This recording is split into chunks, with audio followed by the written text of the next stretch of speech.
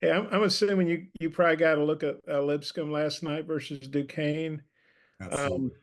and I don't know if I'm saying his name right. The big guy, Agna Civic, had 30. I was just wondering, well, what's your take on him specifically and their team overall? He's a heck of a player. He causes a lot of problems because of his ability to shoot the three.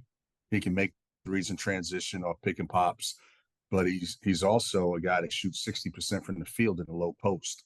So, he can shoot it from the outside, he can shoot it from the low post. Not surprised that he had the night that he had because he's a heck of a player. And just how about their team overall? I know, listen to Cal's radio show. He talked, compared him a lot to Princeton with, their ball movement, backdoor cuts, and things like that. Well, Coach Acuff has done an unbelievable job at Lipscomb, and we have tremendous amount of respect for him and his program, and I think that's the consensus around the country. When you play Lipscomb, you're going to play an efficient team, a team that's not going to beat itself. Unbelievable on offense, their ball movement, their player movement, their execution, their counters. They do an unbelievable job of reading the defense and then countering it. And Coach Cal is correct. A lot like the old Princeton offense. They're as good as anybody in the country in terms of running their offense. Okay, I might have a couple more. I'll turn it back to Mike. Thanks. Sure. Hutch. Hey, Coach, I'm wondering if you maybe have an update on Jonas and, if we might potentially see him tomorrow.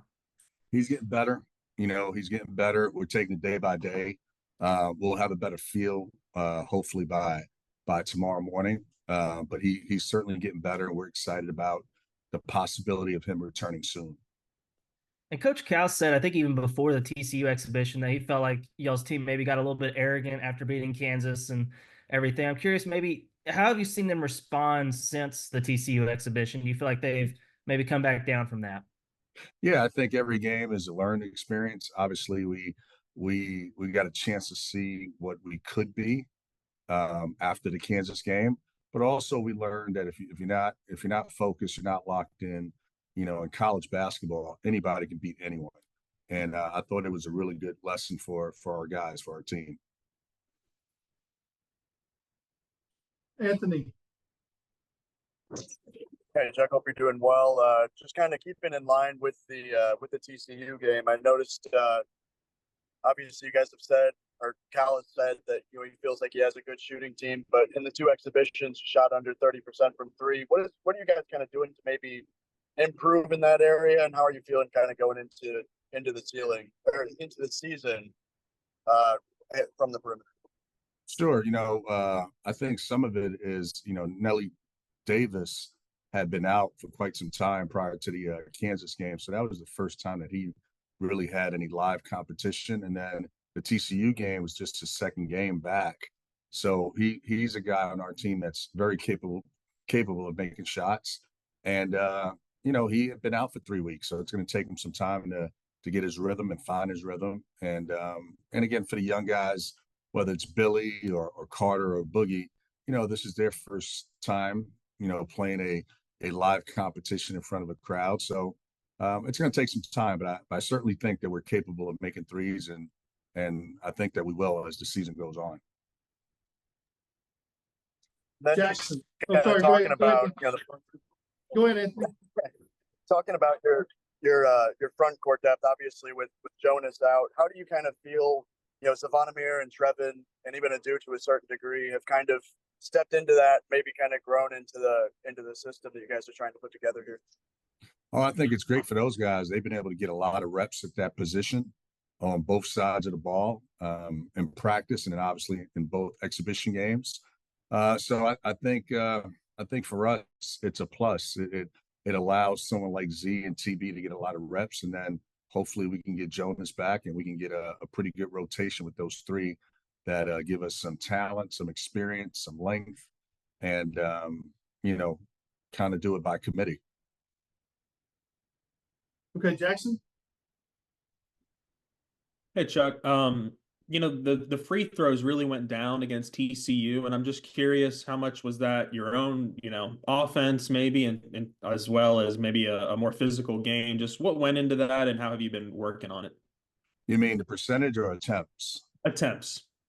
Yeah, I think the TCU game was a really physical game on both sides.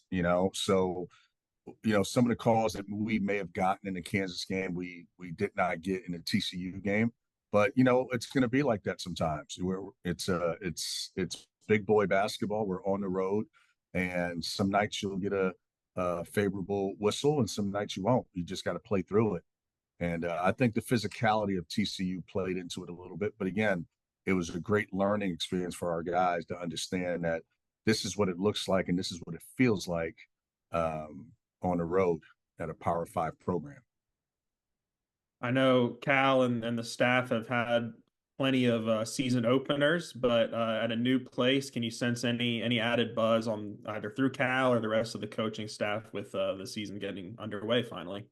Yeah, we're excited. We're all excited to be here. Obviously, we got a chance to see what it would feel like to coach at Bud Walton last week or 2 weeks ago against Kansas. So without a doubt, we've worked really hard, our staff, our kids, our program all summer and all fall, and we're excited about tomorrow night. And finally, how much has Boogie Flans, maybe his ability to be the point guard, the ball handler, surprised maybe the coaching staff, or maybe even just exceeded expectations maybe a little bit? Well, I think when we recruited him, we all knew that he had the ability to do it, and he's certainly a talented young man. We've seen him, we've evaluated him, so we had an idea of what we were getting. But when you see him live and you see him perform the way he did in the Kansas game, it's good to see. It's good to see. Sometimes when the lights come on, these guys are young, and sometimes they don't respond the way you thought they would. But he's been pretty good, so we're excited about Boogie. Okay, Bob? Yeah, Chuck. I know. I think when you guys played KU, Aduthiero, he was just coming back. Didn't do a lot offensively. I know defense is kind of his calling card, but then he had a big game against TCU. Where do you think he's at with his game right now? He's, as you mentioned, he just got back in the swing of things, so to speak. So he didn't do much in the Kansas game in terms of offense, but he was at the right places defensively in the Kansas game. I think the TCU game, he started to find a rhythm offensively, made some threes, some perimeter shots, got to the rim, made some really good reads, driving kicks. So his development has been unbelievable from a year ago to today, and we're really excited to see where he can go, what the next step is for him. I know people probably think, or they always think offense first, usually fans, media. I know coaches don't necessarily think that way, but Boogie really played great defense against KU, and I think he pretty good against TCU as well. Well, what have you thought about his defense for a young player, and what makes him so effective on that end? Yeah, offensively, we all were capable. We understood what he was capable of as we were recruiting him. I think defensively is probably the biggest challenge for a lot of young guys. So me personally, I was really pleasantly surprised how he's been defending. He's tougher than people give him credit for. He's stronger than people give him credit for. He's got a feel for when to anticipate certain actions on the defensive side of the ball, which allows him to, from time to time, shoot the gaps and get a deflection or get a steal. So he's been really good defensively. We're pleasantly surprised and excited about that. Okay, hey, thanks a lot. Thank you. Hutch? Yeah, Coach, I noticed in both of the exhibition games, y'all did a pretty good job in the first half of taking care of the ball, and then maybe had a few more in the second half. I'm curious, could you put your finger on what happened there, and then maybe how has it been addressed in practice?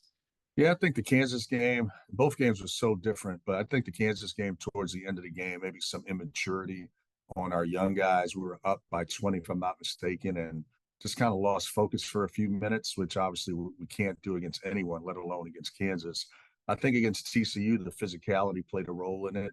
That was the first competition that our freshmen faced with that much intensity.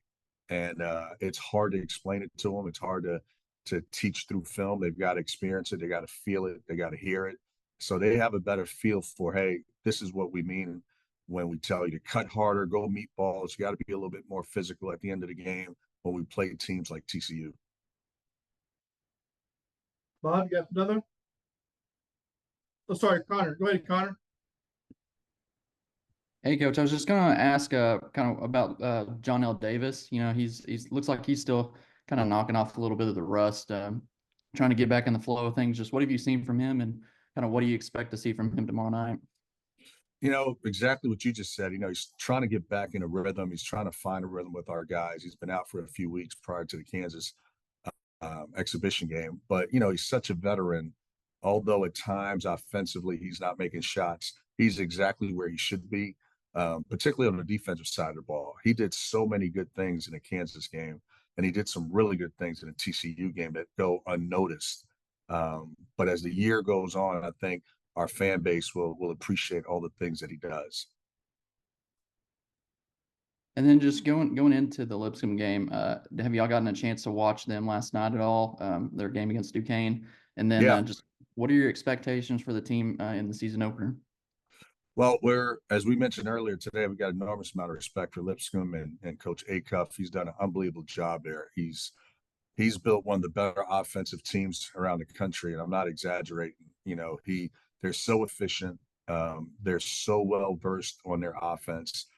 They can counter you when you give them different looks. So it's going to be a challenge. We've got to play well. We've got to play hard. We've got to play smart. But we're looking forward to the challenge tomorrow night at Bud Walton. BetOnline is the world's most trusted betting platform and your number one source for online betting. From the earliest odds to in-game live betting, BetOnline provides you with all the action and the ability to watch the games as they happen. With the largest selection of odds on everything from football, NBA, NHL to entertainment and political props.